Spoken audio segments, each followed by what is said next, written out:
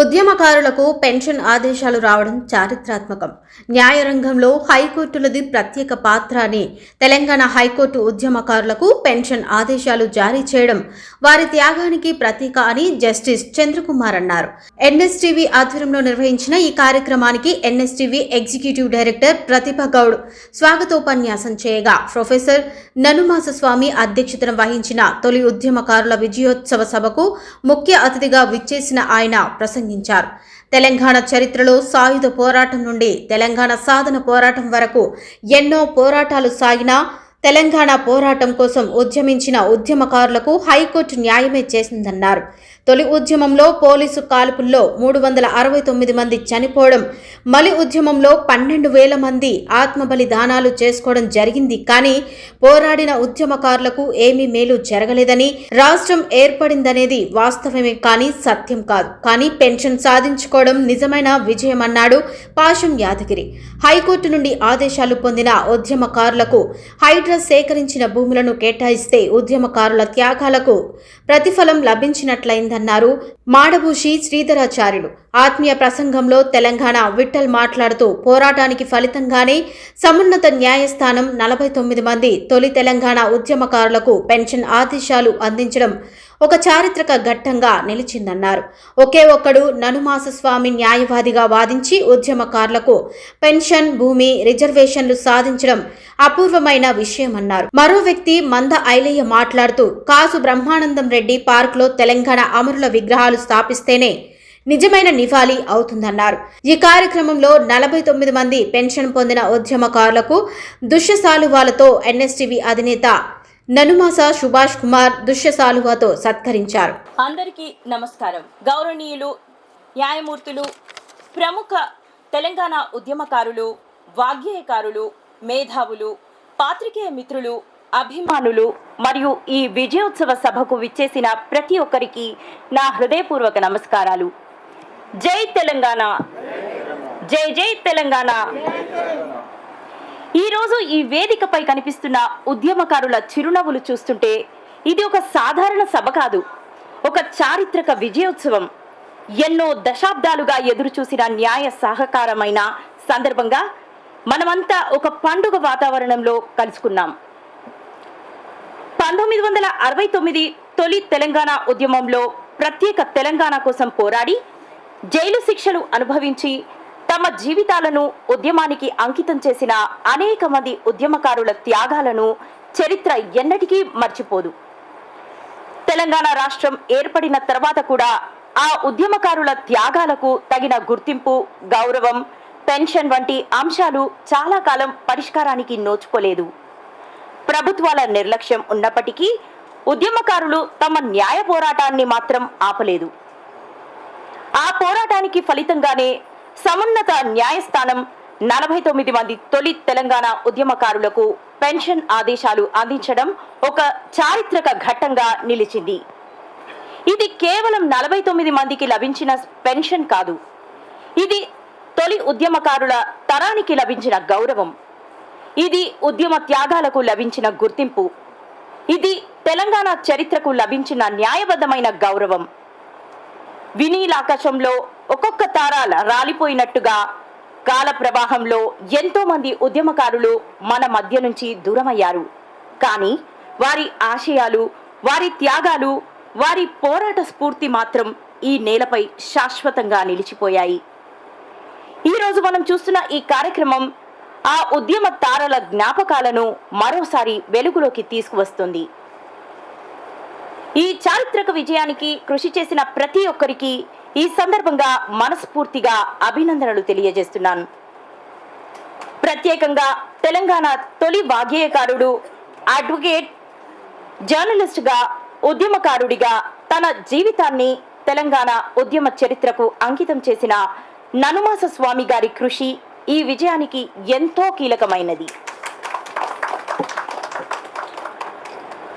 1969లో jail శిక్షలు అనుభవించిన పలువురు వాగ్గేయకారులు ఒక బృందంగా ఏర్పడి కాకతీయ కల్చరల్ అసోసియేషన్ను ఏర్పాటు చేసుకోవడం కూడా తెలంగాణ సాంస్కృతిక ఉద్యమ చరిత్రలో ఒక విశిష్ట అధ్యాయం. ముచ్చర్ల ననుమాస స్వామి, రాజారాం వంటి తొలి తెలంగాణ వాగ్గేయకారులు కలిసి దుమ్ము దుమారం వంటి సాంస్కృతిక కార్యక్రమాల ద్వారా తెలంగాణ ప్రజల్లో ఉద్యమ చైతన్యాన్ని రగిలించారు. ఎన్ఎస్టీవీ ఆధ్వర్యంలో నిర్వహిస్తున్న ఈ విజయోత్సవ సభకు విచ్చేసిన ప్రతి పెద్దకు, ప్రతి ఉద్యమకారుడికి, ప్రతి అతిథికి మా హృదయపూర్వక కృతజ్ఞతలు. ఇక ఈ చారిత్రక విజయోత్సవ కార్యక్రమాన్ని అధికారికంగా ప్రారంభించుకుందాం. ముందుగా ననమాస స్వామి గారిని వేదిక మీదికి ఆహ్వానిస్తున్నాం. తెలంగాణ అనే పదమే తన శ్వాసగా, తన మాటగా, తన జీవితంగా మలుచుకున్న తెలంగాణ విఠల్ గారిని వేదికపైకి ఆహ్వానిస్తున్నాం. జై తెలంగాణ, జై తెలంగాణ, జై జై తెలంగాణ. గట్టిగా కెమెరా, జై తెలంగాణ, జై తెలంగాణ. వందనాలు. మీ అందరి ఆశీస్సులే తెలంగాణకి శ్రీరామ రక్ష. ప్రతిభ గారి గొంతులో ప్రతిభ, నైపుణ్యము, ప్రేమ ఉంది. ఆ గొంతు ప్రజలందరికీ ఉపయోగపడాలని కోరుకుంటూ, ముందుగా విక్టర్ హ్యూగో అనే అతను నాకు బాగా స్ఫూర్తి. విక్టర్ హ్యూగో అనే ఫిలాసఫర్ ఏం చెప్తారంటే, మోహరించిన సైన్యాలనైనా ఆపవచ్చు కానీ ముహూర్తం ఆసనమైన ఆలోచనలు ఎవరు ఆపలేరు అంటారు. అంటే we cannot stop the ignited minds, we can stop the war between two countries. ఇప్పుడు ఈరోజు బషీర్బాగ్ ప్రెస్ క్లబ్లో కూర్చున్న మన మదిలో జరుగుతున్న ఆలోచనల సంఘర్షణ శక్తిని ఆపే శక్తి ఎవరికీ లేదు ప్రపంచంలో.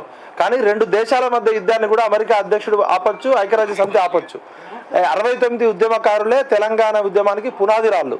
52లో నాన్ముల్కి go back, idli sambar go back. ఆ రోజు ముచ్చర్ల సత్యనారాయణ గారు వరంగల్లో కానీ, కొత్తగూడెంలో 1969లో కొలిశెట్టి రామదాస్ గారు అనే వ్యక్తి 1968లో కేటీపీఎస్ గేట్ దగ్గర మా ఉద్యోగాలు మాకు కావాలని స్టార్ట్ చేశారు. ఆయన అప్పటికే మద్రాసులో సోషియాలజీలో గోల్డ్ మెడల్ తీసుకొని వచ్చి కేటీపీఎస్లో ఉద్యోగం అప్లై చేస్తే ఈయన కన్నా తక్కువ ప్రతిభ ఉన్న వాళ్ళందరికీ ఉద్యోగాలు వచ్చినాయి. అట్లా ఉద్యోగాలు రాని 11 మంది టాపర్స్కి ఉద్యోగాలు రాలేదు. జలగం వెంగళరావు అనే వ్యక్తి ఆ రోజు గుడివాడ దగ్గర నుంచో ఆంధ్ర నుంచో బతకడానికి వచ్చి అశ్వరావుపేట దొరవారి దగ్గర అకౌంటెంట్గా పనిచేసిన ఆయన ఖమ్మం జిల్లా, జలగం జిల్లా అనే విధంగా తయారయ్యి నాన్ ముల్కీ సర్టిఫికెట్లు ఇచ్చేవాడు. ఇది నేను చెప్పిన కవిత్వం కాదు. PVRK ప్రసాద్ అని ఒక ఖమ్మం జిల్లా కలెక్టర్ ఉండే, టీటీడీ బోర్డు చైర్మన్ కూడా ఉండే. ఆయన టీటీడీలో ఈఓ ఆఫీసర్ ఉండే PVRK ప్రసాద్.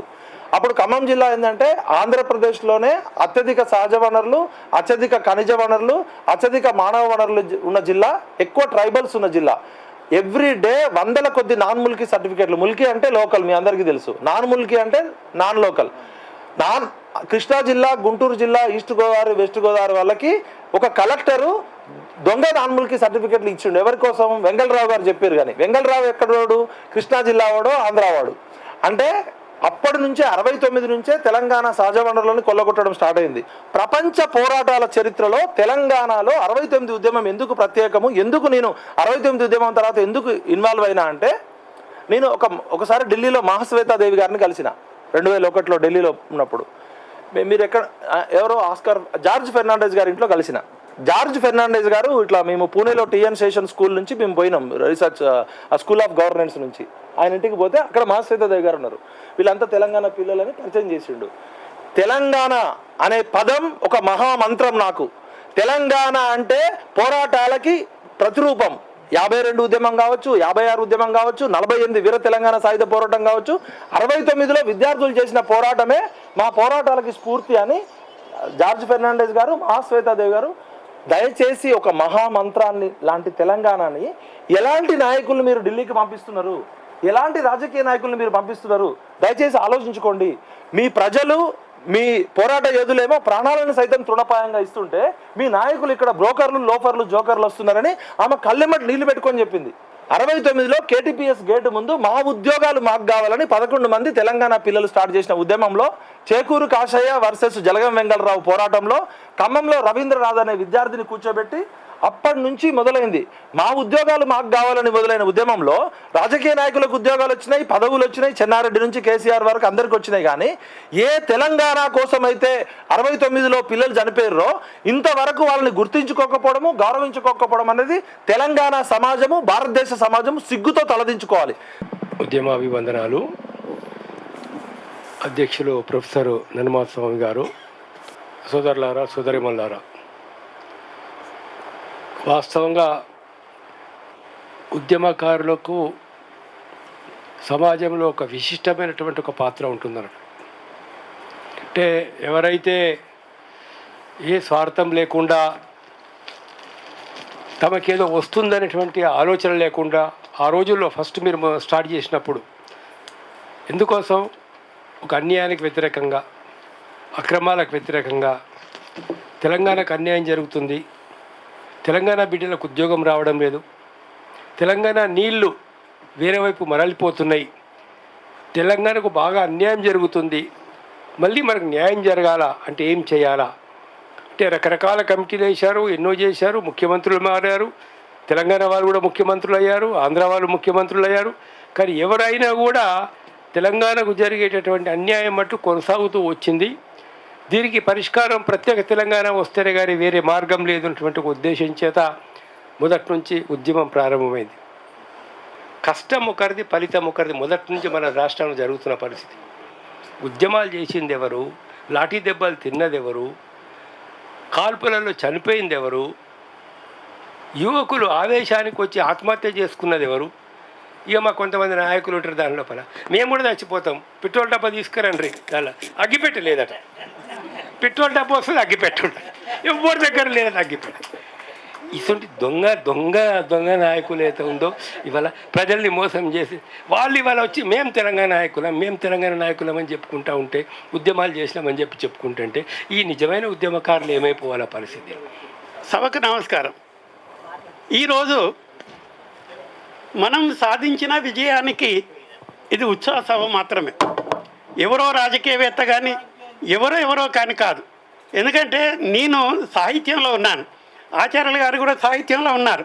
కాబట్టి మనం అనేది ఏంటనంటే ఈ దీనిలో ఉండేటువంటి వర్ణనలు వేరు, ఇక్కడ ఉండేటువంటి వర్ణనలు వేరు. ఇక్కడ నాతో కలిసి పనిచేసినటువంటి వాళ్ళే ఇక్కడ కూర్చున్నారు. నాతో పాటు వాళ్ళకు కూడా అంత క్రెడిట్ రావాల్సినటువంటి అవసరం కూడా ఉంది. అయితే మనం ఎక్కడి నుంచి ఎక్కడికి మొదలైనామనేది ఒక 2 నిమిషాలలో నేను చెప్తాను. మీకు కూడా తెలుసు కాబట్టి తెలిసిన వాళ్ళకు మీరు అనుభవించినటువంటి దాన్ని మీరు ఒకసారి జ్ఞాపకం చేసుకోండి. 2013లో తెలంగాణ మూమెంట్ డెటనర్స్ ఫోరం అని ఒకటి పెట్టాం. దానికి ఒక కారణం ఉంది. నేను అప్పుడు ఏదో పేపర్లో చూస్తున్నాను, ఈనాడులో ఏమొచ్చిందంటే ఉత్తరాఖండ్లో అక్కడి ఉద్యమకారులకు పెన్షన్ అని వచ్చింది. అరే ఇదేదో బాగానే ఉందే అని అనుకున్నాను, చూశాను. అది ఏమిటి ఎలా అనుకొని కొంతమందిని అడుగుతూ ఉంటే మా స్నేహితులు కొంతమంది డెహ్రాడూన్లో ఉన్నారు. డెహ్రాడూన్కు వస్తే నేను ఇవన్నీ కూడా ఇస్తామంటే నేను వెళ్ళాను. వెళ్ళిన తర్వాత అక్కడ వివరాలు తీసుకున్నాను. అది తీసుకొచ్చే వరకు మనకు రాష్ట్రం వచ్చింది. 2014 మనకు జూన్లో వచ్చినటువంటి రాష్ట్రం. ఆ తర్వాత 2015 వరకు కూడా మా పోరాటాన్ని సీఎం వరకే పరిమితం చేశాం. ఆయన కలవడం, అడగడం, చేయడం. కానీ 2015 తర్వాత కొంచెం ఉధృతంగా చేశాం. అప్పుడు వరంగల్ అంటే, కరీంనగర్ అంటే, ఖమ్మం అంటే చాలా ఉధృతంగా ఉండేది ఉద్యమం. అంటే ఎవరంటే వాళ్ళు వచ్చేది. అని సీఎం దగ్గరికి పోతేనే 100 మంది వస్తే ఇంతమంది వద్దని మమ్మల్ని 20 మందిని మాత్రమే పంపించారు. ఆయన సమతా బిల్డింగ్లకు వెళ్ళిన తర్వాత ఆయన మాట్లాడేది ఏంటంటే, మాజీ సీఎం కేసీఆర్ గారు ఆయన నిజంగా చెప్పాలి అని అంటే మాకు ఎంతో ప్రోత్సహించారు. మొట్టమొదటి ఏమన్నారంటే ఇంత సేకరణ ఇవన్నీ ఎన్ని ఉంటాయని అడిగారు. ఏం లేదు సార్, మొట్టమొదటి ఏంటంటే మాకు కోర్టు నుంచి కానీ తర్వాత పీడీ చట్టం కింద కానీ తీసుకొచ్చినాయి ఒక దాదాపు 3000 ఉన్నాయి. తర్వాత ఎఫ్ఐఆర్లు ఒక 15 ఉన్నాయి, 45 ఉన్నాయి. ఇంకా ఎవరైనా కొత్తగా మనం ఇస్తున్నామంటే మాకు ఇవ్వాలి అని డిమాండ్ చేసే వాళ్ళు ఉంటారు. కాబట్టి 5000 వరకు ఇవ్వాలి అని అంటే ఆయన ఒప్పుకున్నాడు. దానికి సాక్ష్యం ఎవరంటే ఈటల గారు, రెండవది కడియం గారు. వాళ్ళు ఇద్దరు ఉండగా మాట్లాడారు. అమ్మా ఏం చేశారనంటే ఇది చారిత్రాత్మకమని మా ఫోటో దించి ఆ సమతా బిల్డింగ్ కూలిపోయేదాకా మా ఫోటోలు పెట్టారు. ఎవరు పోయినా కూడా స్వామి ఎందుకు అనే రాజకీయవేత్త కాదు కదా, ఇది ఎందుకు వచ్చినట్టు ఏమొచ్చినట్టు అని అంటే ఆయన ఏం చెప్పేవాడంటే ఆయన 1969 ఉద్యమకారుల కోసం ఆయన పోరాటం చేస్తున్నాడని చెప్పాడు. అంటే ఇదంతా మీ క్రెడిటే, నాదేం కాదు, నేను వ్యక్తిని మాత్రమే. కాబట్టి మరొక విషయం ఏంటంటే ఆయన 2016లో 100 మందికి పెన్షన్స్ అని పెట్టడమే కాదు ఆయన ఒక జీవో కూడా ఇచ్చారు. అది అందరూ కూడా నచ్చదు. ఎందుకనంటే అది వరంగల్, కరీంనగర్, ఖమ్మం, సూర్యాపేట ఇట్లా ఉన్నాయి. వాళ్ళు అక్కడ ఉన్నటువంటి కొంతమంది పెద్దలు ఏమన్నారంటే అసలు తెలంగాణ అంటే ఈ ఒక్కటేనా జిల్లా, తర్వాత ఈ 2 జిల్లాలైనా కాదు కదా, దీన్ని ప్రకటించవద్దని పెద్ద పోరాటం చేశారు. మనము ఏమైనా కూడా అంటే ఒక మాట ఎట్లా ఉంటుందంటే ఆమె బాగుందా 4 రోజుల నుంచి కనబడటం లేదంటే ఎఫెక్ట్గా ఉంటుంది. కాబట్టి ఏమైంది అనేది అడుగుతారు. అట్లాగనే ఈయన చెప్పినటువంటి వాటిల్లో ఏమైందనంటే ఆనాడు సెకండ్ ఫార్మేషన్ ఆఫ్ డే అంటే 2వ అవతరణ దినోత్సవం ఆనాడు ఇది ప్రకటిద్దామని చేశాడు. మమ్మల్ని 100 మందిని పిలిచారు, మేము పోయి కూర్చున్నాం. ఏమైందేనంటే ఎప్పుడైతే ఈయన ఈ 100 మంది జాబితాను ప్రకటించాలి అని అనుకున్నప్పుడు అక్కడ కొంతమంది ఒకసారి జాబితా చూపెడతారనంటే ఆయన హోమ్ మినిస్టర్ అప్పుడు ఉన్నటువంటి నరసింహారెడ్డి గారికి అందజేశాడు. ఆయన చూసేవాళ్ళకి అక్కడ శ్రీధర్ రెడ్డి గారు వీళ్ళంతా ఉన్నారు, మహామహులు. మన శ్రీధర్ ఆచార్యకును మాకు తెలిసినటువంటి విషయము. కాబట్టి వాళ్ళు ఏమన్నారంటే ఎవరు వీళ్ళు ఎవరికి కూడా తెలియదే, నన్మాస్వామి ఎవరు, ఆరెవరు, వీరెవరు, ఈ 100 మంది పెట్టడం ఏంటి అని అంటే అక్కడ కాస్త గందరగోళం ఏర్పడింది. దాంతో చాలా లాస్గా మాట్లాడడం, ఒకరి మీద ఒకరు అరుచుకోవడం ఇట్లా జరుగుతుంటే అక్కడ గవర్నర్ మాట్లాడుతున్నాడు స్టేజ్ మీద, ఏది 2వ అవతరణ దినోత్సవం అన్నాడు. అక్కడ కేసీఆర్ కూర్చున్నారు. ఆయన లోపల ఏమనిపించిందంటే ఏదైనా పొరపాటు జరిగిందా, ఇంకేమైనా ఉన్నదా, నన్నమాస్వామి నన్ను ఏమైనా తప్పుదారి పట్టించిండా అనే ఆలోచనలో ఉన్నాడు ఆయన. అక్కడికి జరుగుతూ ఉంటుంటే చివరికి ఏమైందనంటే ఆయన రమణాచారిని పిలిచి అదేదో మీరు చూడవా, ఏమైనా ఉంటే మనం దాన్ని ఆపేద్దాం అది ఇది అంటే ఈయన పోతూనే వాళ్ళు ఓహో నన్నమాస్వామి గురువా అందుకని నువ్వు పెట్టావా, ఇదేంటి అసలు ఎట్లా పెడతావు నువ్వు, అయినా అదే ఒక జిల్లా కాదు కదా అని ఏదో చేశారు. అయినా ఆఖరికి ఆపుదామని అనుకున్నాడు. కానీ ఇంకా అక్కడ అల్లరి ఎక్కువ కావడం వల్ల అంటే ఈ సీఎం గారు మాట్లాడకుండానే దిగిపోయినాడు. ఎన్నడైనా కూడా అవతరణ దినోత్సవం నాడు అందరూ మాట్లాడారు, కానీ ఆ రోజు మాత్రం మన సీఎం మాట్లాడకుండా ఎవరి కోసమే అని అంటే అది ఉద్యమకారుల కోసమే. ఆయన ఏ పార్టీ అని ఉండని ఏమని ఉండని. ఆ తర్వాత మమ్మల్ని పిలిచి ఏం చెప్పాడంటే ఇక్కడ ఉండేటువంటి వాళ్ళంతా నకిలీ వాళ్ళు, మిమ్మల్ని రాకుండా చేస్తున్నారు, అట్లా కాదు నువ్వు ఏదైనా చేస్తే బాగుండు కదా అని అంటే అప్పుడు వినోద్ కుమార్ అని అప్పుడు మనకు ప్రణాళిక ఉపాధ్యక్షులుగా ఉన్నారు.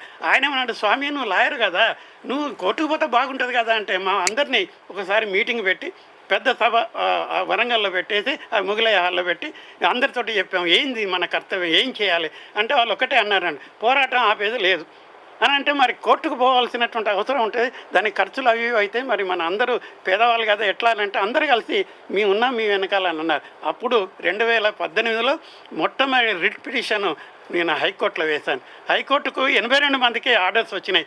ఆ వచ్చిన తర్వాత నెల రోజులలో మాకు రికగ్నేషన్ కూడా అయిపోయింది. కాబట్టి అంత ఫాస్ట్గా చేసిన కేసీఆర్ గారు ఎంతో కృతజ్ఞత మేము ఇప్పటికీ తెలుపుతాం. ఎందుకనంటే అంత ఫాస్ట్గా ఏం జరగలేదు, కానీ ఎన్నికల కోడ్ వచ్చి ఆగింది. ఆ ఆగడం ఎంతవరకు ఆగిందంటే ఇప్పుడు మనం చూస్తున్న ఇంతవరకు కూడా ఆగింది. రేపు మాది ఏమవుతుందో అని కూడా డౌట్ ఉంది. ఒకసారి మా గురువు గారు అంటే జస్టిస్ చంద్రకుమార్ గారు అన్నారు, అవునా ఈ ఇస్తున్నారు కానీ వాళ్ళు అమలు చేస్తారా అని.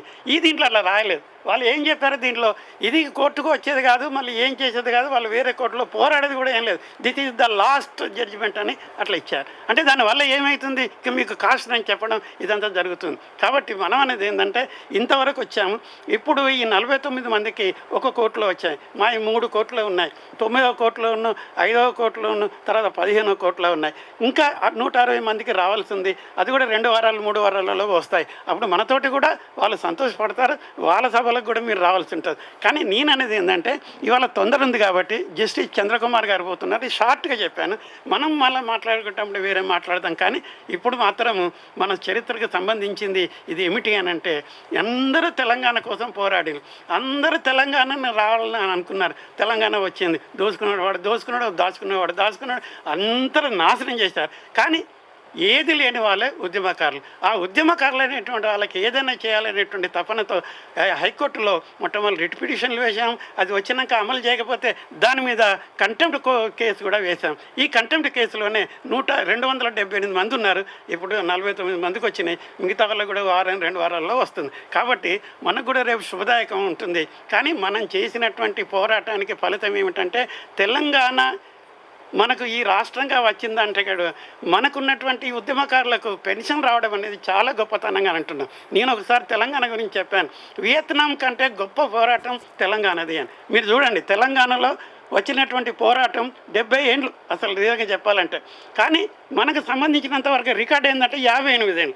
కానీ ఎంతన్నా కానివ్వండి, కానీ ఈ పోరాటం కానీ వెనుకకు తిరగకుండా అంటే ఏమంటారంటే యోధుడు వెనుకకు తిరగకుండా తీసుకొచ్చినటువంటి పోరాటం. ఈ పోరాటంలో చివరి దశలో మనకు వచ్చాం కాబట్టి మనం కూడా బతికున్నాం. కాబట్టి ఈ తెలంగాణ వచ్చిన తర్వాత ఉద్యమకారులకు ఎవరు కూడా మనకు పెన్షన్లు ఇవ్వలేదని ఏ మినిస్టర్ దగ్గర కానీ ఏ ఎంపీల దగ్గర కానీ ఎవరి దగ్గర కూడా పోలేదు.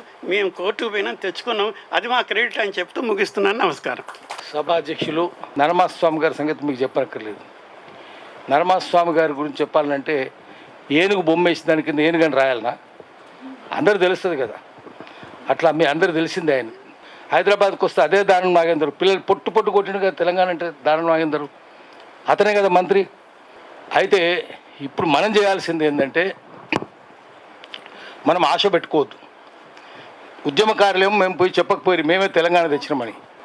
ఆఖరికి బాలనాగమ్మ కథలో బాలవద్దిరాజు పులిని చంపుతాడు, పోయి చెప్పుకోడు, పేరుగాడు పోయి చెప్పుకుంటాడు, వాడు రాజు అవుతాడు.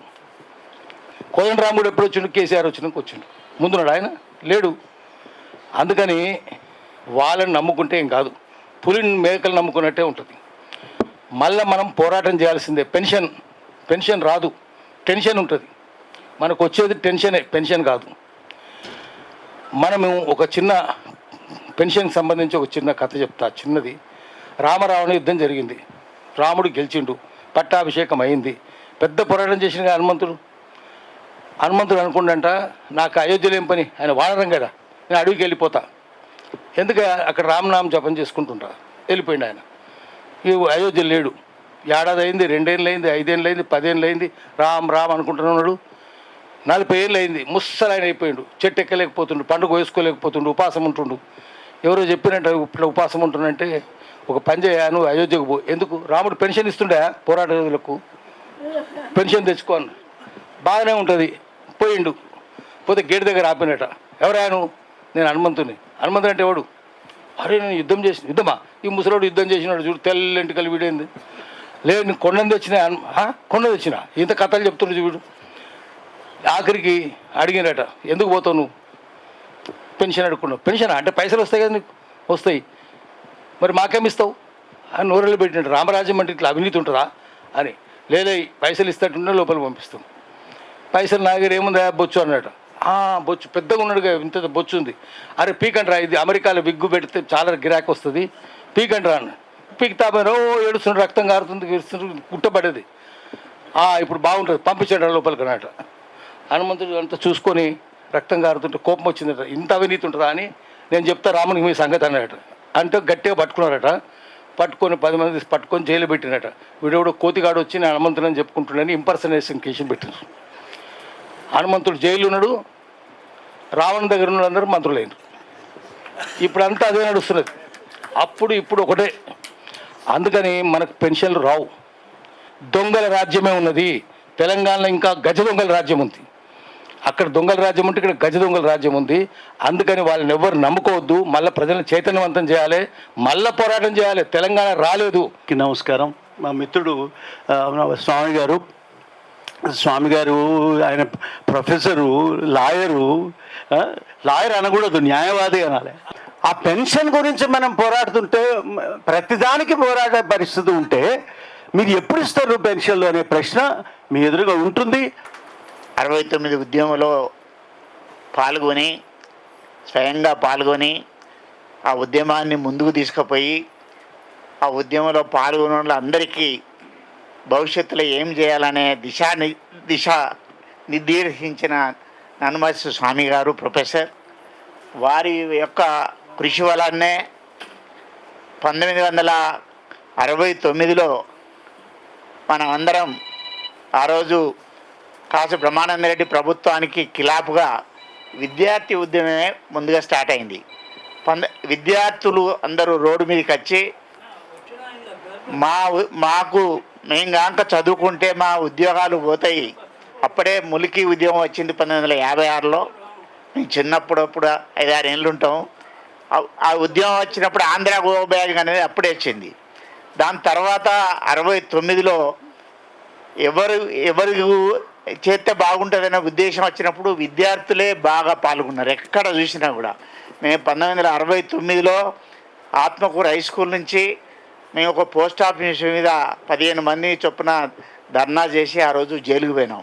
నేనేమంటానంటే, నా ఉద్దేశం ఏంటంటే 369 మందిని బ్రహ్మానందరెడ్డి పొట్టన పెట్టుకున్నాడు.